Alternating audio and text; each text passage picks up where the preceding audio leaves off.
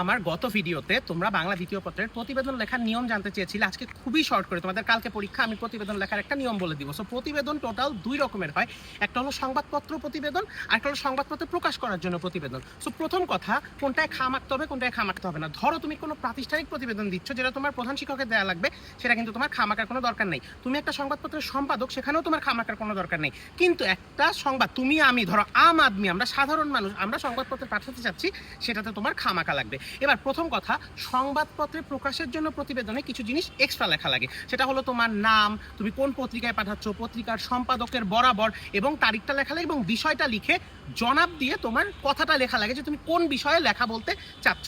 আচ্ছা, এরপর এইটা বলার পর তুমি তোমার প্রতিবেদকের নাম, তোমার যে তারিখ, সেগুলো লিখে দিবা আর সেখানে তোমার একটা খাম, তোমার পুরো লেখাটা লেখার পর খাম এঁকে দিবা। এখন এটার সাথে তোমার সংবাদ প্রতিবেদনের পার্থক্যটা কি? সংবাদ প্রতিবেদন বা প্রধান শিক্ষকের নিকট প্রতিবেদন যেগুলোতে খাম আঁকা লাগবে না, সেটার ব্যাপারে কি, সেটাই তুমি ডিরেক্ট টাইটেলটা দিবা। টাইটেলটা খুব অ্যাট্রাকটিভ হতে হবে এবং তুমি 2 থেকে 3 প্যারার মধ্যে যে লেখাটা আছে সেটা কমপ্লিট করার চেষ্টা করবা। এবং প্রথমে তোমার যে ফরম্যাটটা আছে সেটা আমি তোমাদের একটা পোস্টের স্ক্রিনশট দিয়ে দিচ্ছি।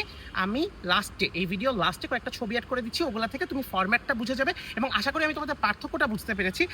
এবং প্রতিবেদন লেখার সময় নিয়মগুলো অবশ্যই মনে রেখো এবং আশা করি কালকে প্রতিবেদন লিখতে তোমাদের কোনো সমস্যা হবে না।